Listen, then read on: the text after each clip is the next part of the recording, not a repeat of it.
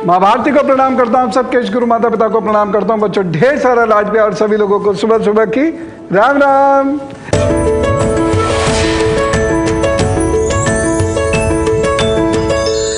आज सावन की चर्चा करना चाहूँगा। आज कुछ खास पेरेंटिंग टिप्स सावन के महीने के लिए मैं देना चाहूँगा और उसके साथ साथ आपकी राशि आदि की बात तो होगी ही होगी, आपको जन्मदिन की शुभकामनाएं भी दूंगा।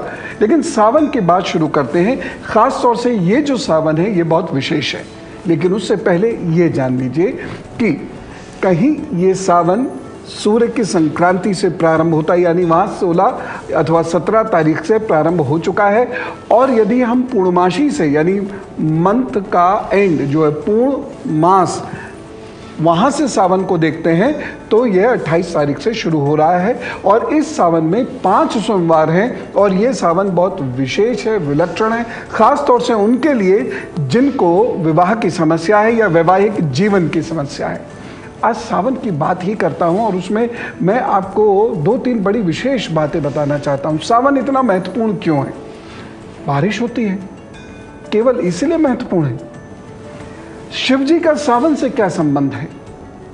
सावन में कुछ चीज़ें बिल्कुल नहीं खाई जाती हैं। क्या मतलब है? सबसे पहले शिव जी और सावन का संबंध मैं आपको बताता हूँ। देखिए, शिव जी के बारे में बहुत सारी भ्रांतियाँ उड़ गई हैं या उड़ाई जा रही हैं, मुझे नहीं पता, लेकिन ये गलत है कि शिवजी बहुत सारा नशा करते थे और सावन में रोज़ाना भांग खाते थे। शिवजी का तो पता नहीं, लोगों ने भांग खानी शुरू कर दी। और मैं उनसे एक छोटा सा प्रश्न पूछता हूँ कि यदि आप नशा करने में शिवजी का साथ दे रहे हैं या शिवजी से उदाहरण प्रेरणा ले रहे हैं, तो शिवजी ने तो जहर भी पिया था, आप पी लो, वो कोई नहीं पिएगा। क्योंकि हम शिवजी का नाम लेकर केवल अपने नशे को जस्टिफाई करना चाहते हैं। सावन का महत्व अलग है। शिवजी ने बहुत विष पी लिया था। इस विष को उन्होंने गले में रोक लिया था, लेकिन उनका शरीर तपता चला जा रहा था, तपता चला जा रहा था, और इसलिए इंद्र ने जम के बारिश करी, जिससे शिवजी उसके शरीर को ठंडक पहुंचा सके। यह पौराणिक कारण है।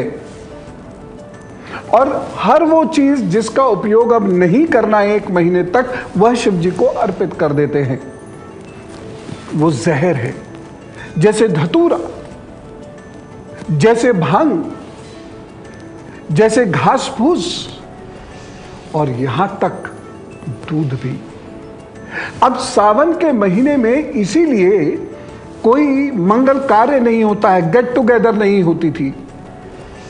आज यद्यपि चीज़ें बदल चुकी हैं, लाइट है, फर्श है, लेकिन ये जो सिस्टम्स हैं कोई आज के बनाए हुए तो है नहीं, हज़ारों साल पुराने सिस्टम्स हैं। और उस वक्त क्या होता था, ज़मीन में से कीड़े निकलने लगते थे, बारिश भर जाती थी तो बिलों में से सांप निकलने लगते थे। और आप देखिए शिव जी का इन्हीं सब चीज़ों से संबंध है। जहाँ विष है वह चीज़ शिव जी के पास जाकर रख दी जाती है कि हमें इनसे बचाना, और अब हम इसका सेवन नहीं करेंगे। इसीलिए वो पशु जो जंगल में जाकर चरते हैं, वो गौ माता जो जंगल में जाकर चरती हैं और घास खाती हैं, तो उस घास के साथ साथ कुछ कीड़े उनके पेट में चले जाते हैं। इसलिए सावन के महीने में तब दूध शिव जी को अर्पित कर दिया जाता था, पिया नहीं जाता था।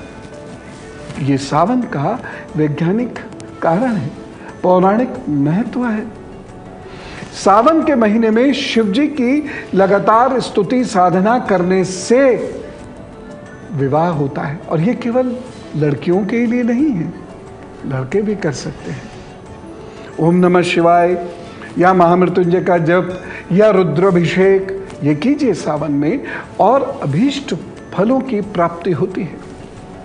बहुत सारे लोग इस समय में पैसा दे देते हैं कि हमारे नाम से वहाँ ये जप कर देना।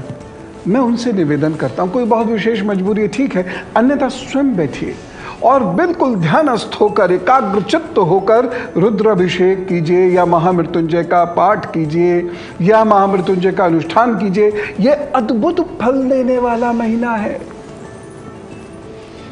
अब इसकी शुरुआत कैसे हुई हो?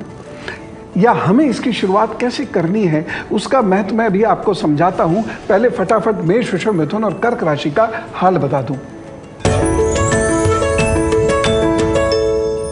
मेष राशि, दिन बहुत अच्छा नहीं कहा जा सकता है। जो लोग सामाजिक गतिविधियों में हैं, राजनीतिक गतिविधियों में हैं, सरकारी नौकरियों में हैं, वो थोड़ा ध्यान से चलें।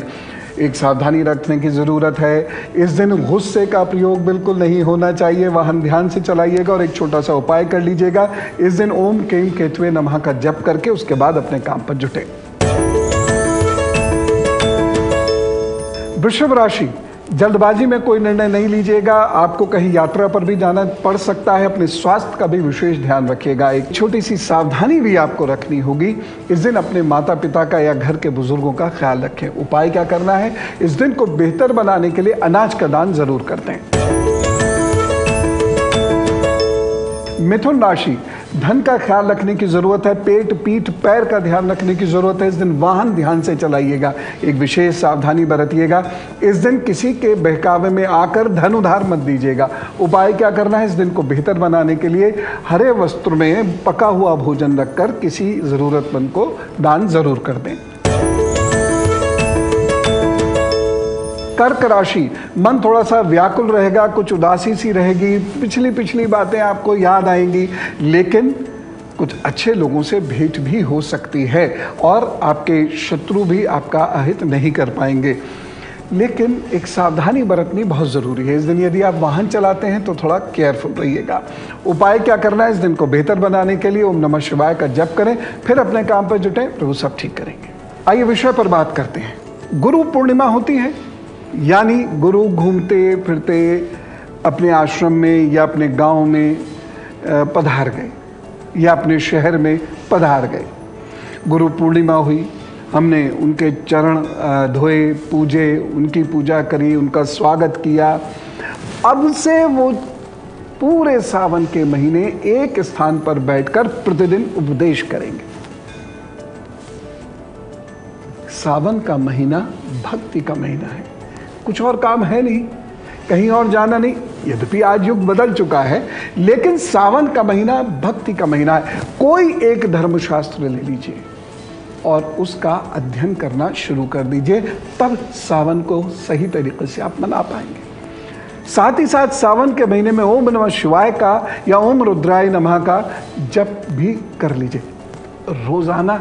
अब ये मान के चलिए कि मुझे 1000 मालाएं शिव जी के नाम की, नाम कोई भी हो, शिव जी के नाम की फेरनी है, और देखिएगा बड़े बड़े दुख संकट से आप बाहर आएंगे। ये महीना है धर्म साधना का और श्रवण का। यह सावन ये श्रवण से बना है। श्रवण का क्या श्रवण करना है, अच्छी बातें श्रवण करनी है, गुरु जी से प्रवचन श्रवण करने हैं, धर्मशास्त्र श्रवण करने हैं और अपने जीवन को सकारात्मक गति देनी है, उसको नई ऊंचाइयों तक ले जाने के लिए शक्ति अर्जित करनी है। ये महीना इसलिए होता है। एक पेरेंटिंग टिप देता हूं।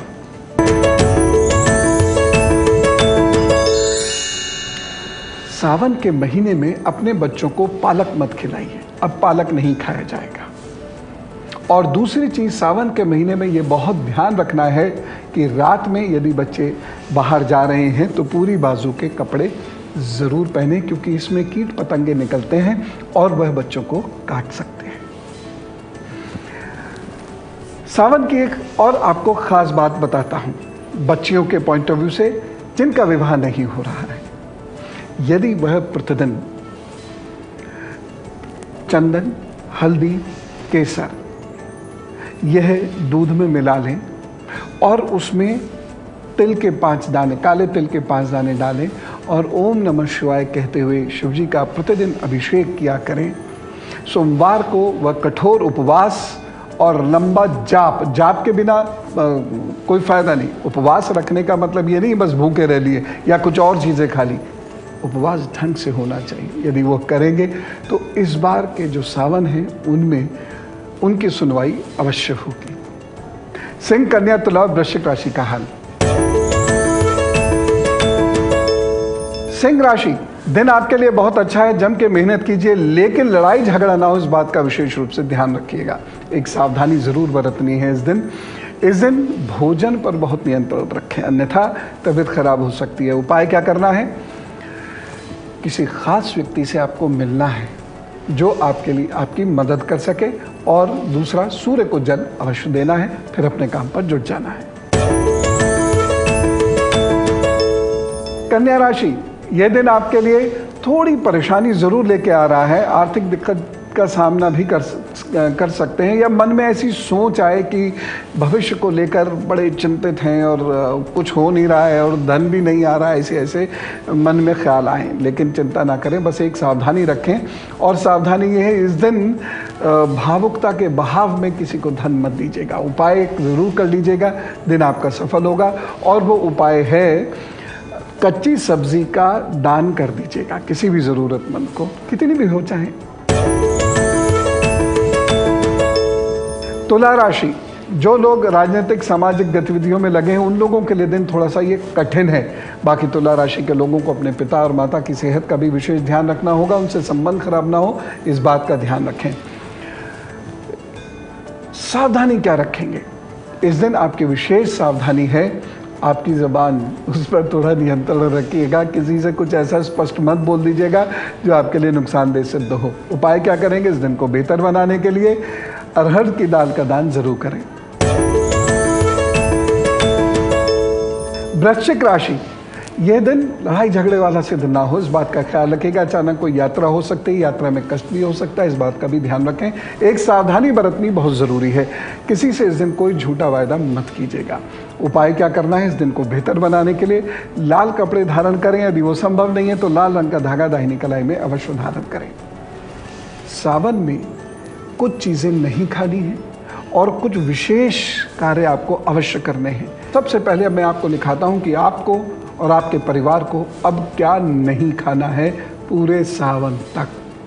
नोट कीजिए, सबसे पहले अब दही का सेवन नहीं करेंगे। सावन के महीने में दही का सेवन नहीं किया जाता। अब छाछ का भी सेवन नहीं करेंगे। सावन के महीने में छाछ भी नहीं पिया जा सकता। हाँ, कभी बहुत मन कर गया तो दिन में थोड़ा सा छाछ ले लीजिएगा, लेकिन उसमें ज़रा सी हींग और अजवाइन का छौंका ज़रूर लगा लीजिएगा, अन्यथा ये नुकसान करेगा।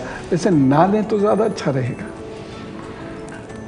अगली चीज़ लिखिए, पालक या ज़मीन में पैदा होने वाली और ऐसी चीज़ें जो पालक जैसी होती हैं, अब उसका सेवन 1 महीने तक बिल्कुल नहीं करना है। और लिखिए, सावन के महीने में तरबूज खरबूजा नहीं खाना। आप कहेंगे तो होता ही नहीं, आजकल सब मिलने लगा है, मौसम कुछ भी हो, हर मौसम का फल और सब्ज़ी मिल जाती है। पता नहीं कहाँ से दुनिया में से ले आते हैं, लेकिन उसका सेवन अब बिल्कुल नहीं करना है। ये हमारा लिवर सिस्टम वीक कर देती है।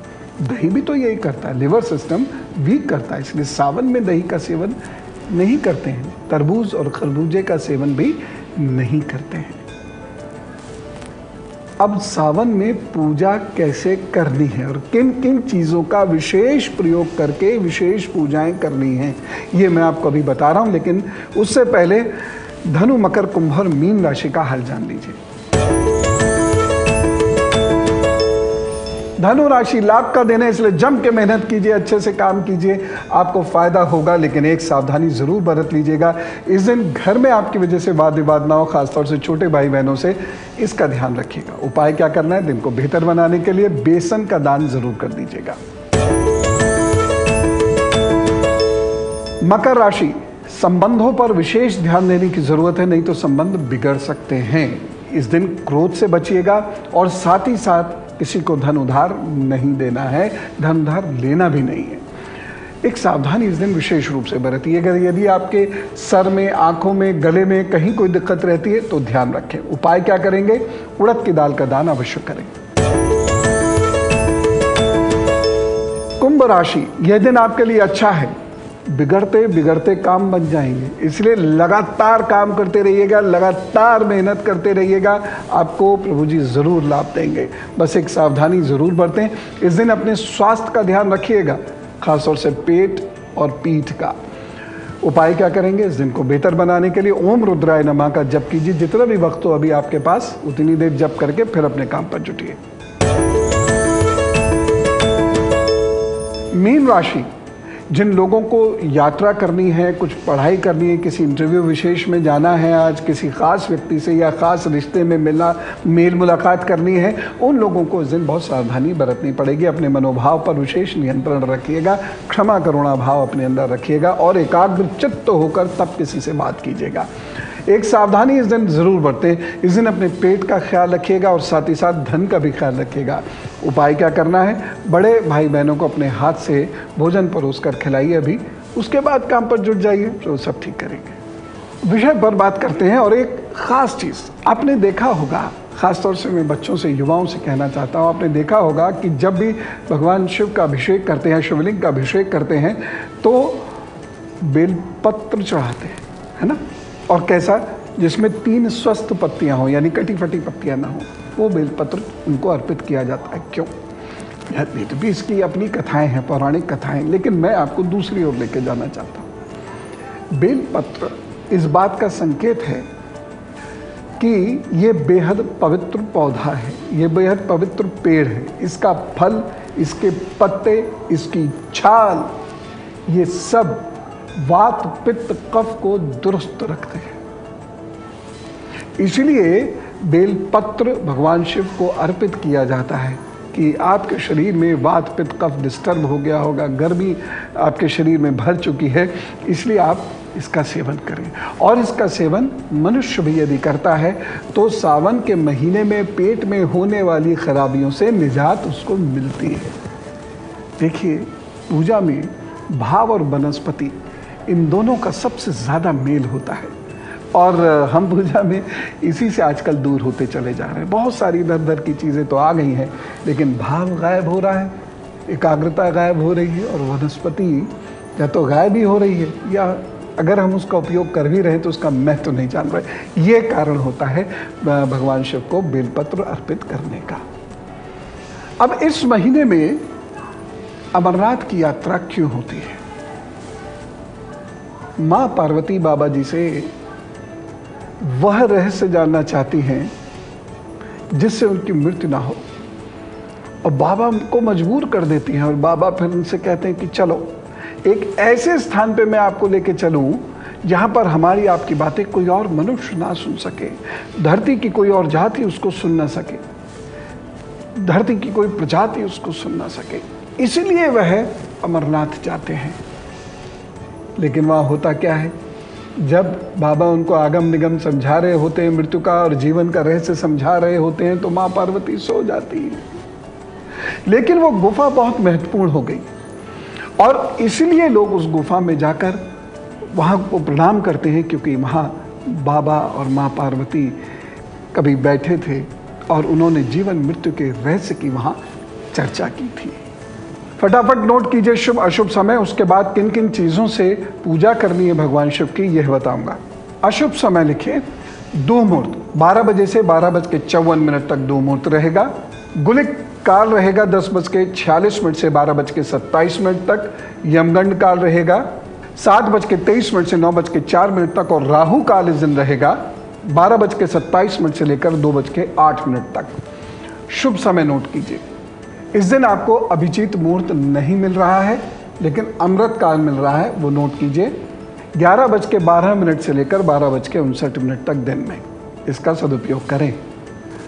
अब फटाफट नोट कीजिए कि जो शिव जी का अभिषेक करना है वो कैसे करना है। आप रुद्राभिषेक यदि सावन में कराते हैं बड़ा श्रेष्ठ होता है। रुद्राभिषेक में आप 2-3 चीज़ों का ध्यान रखिए। यह दूध से किया जाएगा, यह जल से किया जाएगा।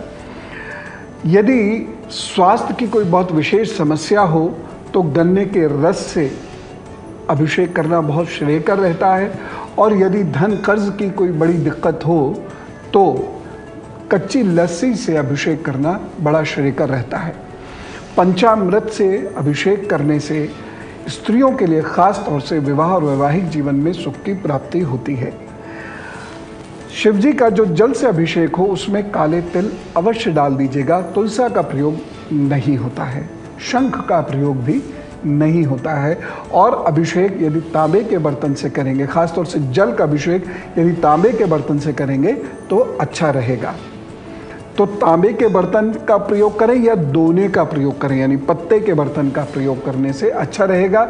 वैसे आपकी इच्छा है, चांदी के बर्तन यदि आपके पास हो तो उसका भी उपयोग आप कर सकते हैं।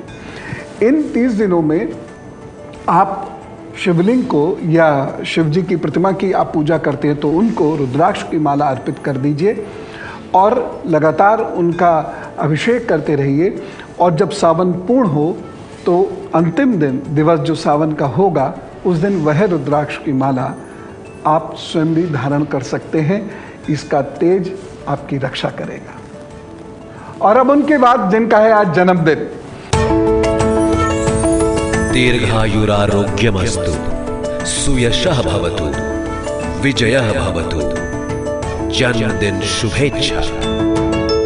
आपको जन्मदिन की बहुत सारी शुभकामनाएं। आपके आगे आने वाले 12 महीने बहुत अच्छे हैं। आपको घूमने फिरने को मिलेगा, अच्छी जगह आपका स्थानांतरण हो सकता है, लेकिन स्वास्थ्य को लेकर आपको बहुत ज़्यादा ध्यान रखने की आवश्यकता है। स्वास्थ्य कमज़ोर रहेगा तो चिकित्सीय सलाह ज़रूर ले लीजिएगा। उपाय ज़रूर करें। क्या उपाय करना है? आप रोज़ाना मिश्री के 4 दाने जब भी आप घर से निकले बहते हुए जल में प्रवाहित अवश्य करें। और यदि घर से नहीं निकलना होता है तो दिन में किसी भी वक्त मिश्री के 4 दाने किसी भी बहते हुए जल में जो घर के बाहर का हो ज़रूर प्रवाहित कर दिया कीजिएगा। अच्छा होगा। कुल मिला के 12 महीने अच्छे हैं। मेहनत ज़रूर ज़्यादा कराएंगे लेकिन परिणाम भी देंगे। All the best. और अब आज का खास विचार, थॉमस एल्वा एडिसन की एक बात आप तक पहुंचा रहा हूं। वो ये कहते हैं कि जो लोग बहुत जिज्ञासु होते हैं, विशेषकर जो बच्चे बहुत जिज्ञासु होते हैं और अपनी जिज्ञासा शांत करने के लिए बहुत मेहनत करते हैं, कहीं भी जाते हैं, आगे जाकर ऐसे लोग जिंदगी में बहुत उन्नति प्राप्त करते हैं। तो आपका ये दिन बहुत शुभ हो, आपको खूब उन्नति प्राप्त हो। इसी कामना के साथ मैं फिलहाल विदा लेता हूं। राम राम, नमस्कार, भारत माता की जय।